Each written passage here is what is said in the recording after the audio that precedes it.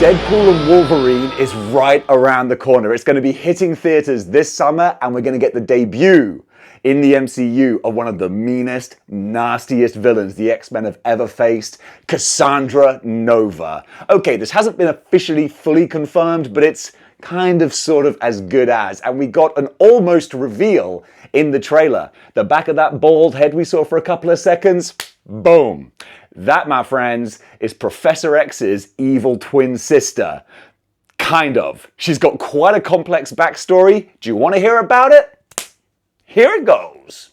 Okay, straight up, Cassandra-Nova is sort of nightmare fuel, and I kind of dig it. She's not actually Professor X's twin sister. She is what's called a mummadre. Okay, so this is a creature that is born on the astral plane. So it's just essence, psychic, sonic power. She was created by Frank Quitely and Grant Morrison when they started their run on New X-Men. And you can totally see when they first began writing this, they were like, let's turn the X-Men on their heads a little bit. Because we'd had the great 90s boom period, but I feel that after Onslaught, things started to trail off, get a bit directionless with the X-Men. So then we had the early 2000s where it was all Blade and Matrix and black leather was cool, and it was time to subvert expectations. And the X-Men got dark.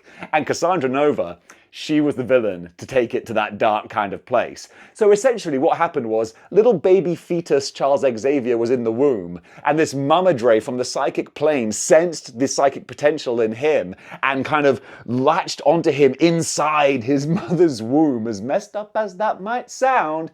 And then she tried to like absorb him, take his powers, and do away with him in the womb. So we have this incredible artwork of a little baby trying to strangle its twin in utero. It's just so bonkers. But even not being fully conscious, Xavier had such strong psychic power that he was able to just like blast her with this energy, which sort of wiped her out and caused Xavier's mum to have what she thought was a miscarriage. But of course, it was just getting rid, ejecting this mummadre from her. And you would have thought, hopefully, well, that's it. No. So this collection of cells kind of just manifests in the sewers and grows and rebuilds itself over years and years and years until it's finally created a body, which then of course looks like a female Charles Xavier. So now that the mummadre, who's now known as Cassandra-Nova, has form and sentience and a corporal being, she's like, okay, it's time to mess things up. And that's what she does. She dedicates herself to wiping out mutants, Professor X, the X-Men, everything that Charles has built up, she's gonna rip down. And she does a very efficient job of doing it. First of all, she gets all buddy-buddy with Bolivar Trask's nephew, I think, or cousin. Just this out-of-shape doofus who doesn't really know what's going on. But he has the DNA code and sequence kind of in him that she needs to take command of a whole bunch of wild Sentinels. Have I used the phrase nightmare fuel yet? Because guess what? There's a lot of that in this story. So there's a whole bunch of Sentinels that were kind of just left out in the wild, in the ass end of nowhere, and they have been evolving and taking bits of technology and things and piecing themselves together and just living like a weird, gross Matrix Sentinel-looking swarm of killer robots. And as soon as Cassandra-Nova gets the DNA and the voice sequence that she needs from Trask, she murders him in, again, did I say nightmare fuel? Yeah, there you go. Nightmare fuel kind of way. Frank Quitely, he loves his grim, gross, visceral artwork, and he does it so well. So she just like shoves her hand up inside his face, out of his eyeballs. She's like, yeah, I'm done with you now, and this ain't gonna be pretty. So now she has control of a fleet of wild Sentinels, each one looking more horrifying than the last. And she basically just points at Genosha and goes, sick 'em. And that's what they do. 16 million mutants wiped out in the blink of an eye. The only one left was Emma Frost. And I think this is something that Marvel wanted to do. They wanted to decrease the mutant population because it was just getting overwhelming. They're like, no, mutants need to be the underdog. 16 million in one comic? Boom, done. They even teased that Magneto was amongst the ones killed, but Come on! That ain't gonna be the case. So while that is happening, Professor X is test driving his new Cerebro, his Cerebra.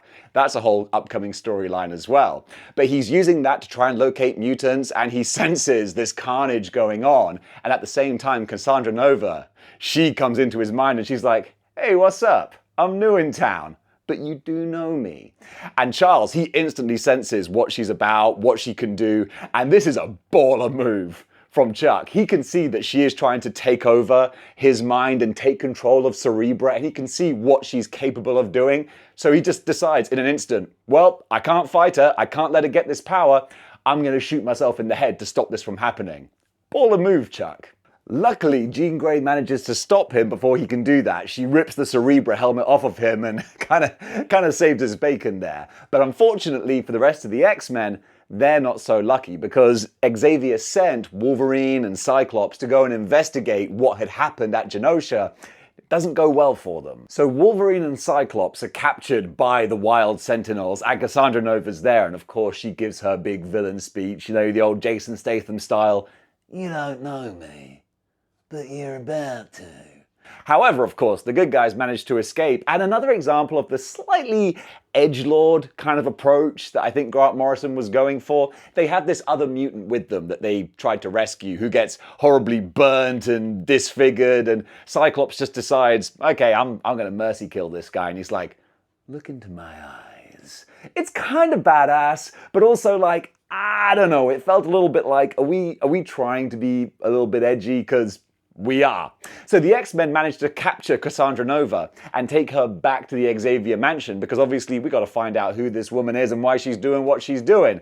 But in one of those classic villain moves, it turns out maybe she wanted to be captured because it doesn't take her long to break out, and then, oh boy, you see the horror of what a psychic as powerful as Charles Xavier can do when they ain't playing no more. So each X-Man tries to come at her, and she uses her psychic abilities to just basically just have fun with them and be a dick, really.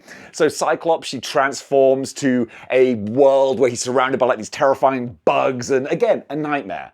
She just puts each of the X-Men into a nightmare, reduces Beast to being like the thing he's always been terrified of becoming, just a mindless, slobbering animal. Wolverine, she pretty much disintegrates. She's having fun. Yeah, she's having a great time being evil. So Cassandra-Nova systematically beats down the entire X-Men team. Even the psychics like Jean Grey don't stand a chance against her. So they're just laid out in front of her and she's like, okay, so where's that Cerebra? So I've got to say, as far as first appearances go, she got the full Brock Lesnar treatment. Okay, she came in and just wrecked shop. And it's a great little ending where she puts on the Cerebra helmet and she's about to go to town and just fulfill her evil plot when, crack! Guess who's in the X-Mansion? A very pissed off Emma Frost. Managed to go from Genosha to Westchester pretty darn quickly, but thank goodness she did, because she managed to save the day by snapping the neck of Cassandra-Nova. But you know what? It's gonna take a little more than a broken neck to stop a Mama Dre. So as the X-Men recover and gather around this creature, she already starts to kind of repair and reform herself again in just a grim, visceral, Frank Quietly kind of depiction.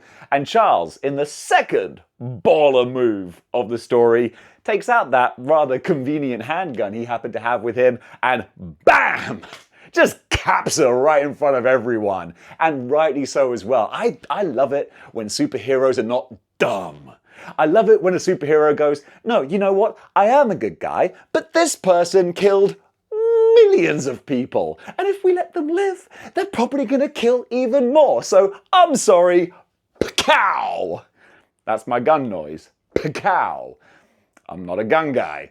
So yeah, Charles just caps her, and rightly so. But you know what, again?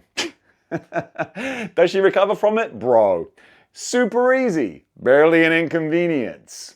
And that does it for the first appearance of Cassandra-Nova, because you know she was gonna come back. This is Marvel Comics, baby. But that's the introduction, and that's the basics on her. So she's Charles Xavier's evil twin, but from the astral plane. And dang it, if they do even half of the grim, gross, visceral, gnarly, nightmare fuel type stuff in Deadpool and Wolverine that they did in this first appearance in the comics, we haven't even got a faint idea as to what this movie could be like. I don't think they're going to go as hardcore. They might not even include the full Mama Dre astral background. I don't know, but I'm intrigued to find out. And also, shout out to Grant Morrison and Frank Quitely for this series, because I was saying, yeah, maybe a bit edgelord, but it was still incredibly well written. Grant Morrison, he is a master of his art. And Frank Quitely, speaking of master of art, I love body horror nightmare fuel. That's like a bing nightmare fuel count. I've said it a lot, but this is what this story is all about. And oh my goodness, some of the imagery, very, very Akira, I think, with some of the body morphing and transmutating and stuff. The wild Sentinels are horrifying. I think there's some really, really great stuff here. It's not your mama's X-Men.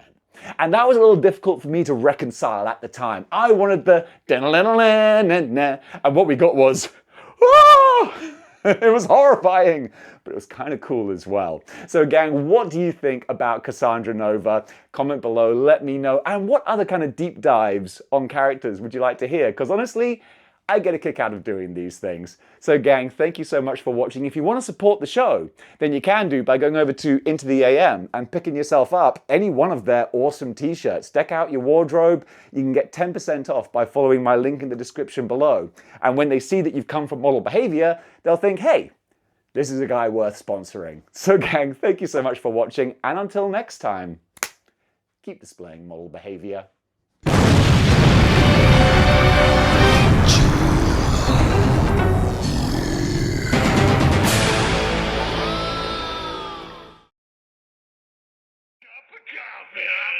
Cup of coffee. Cup of coffee. Big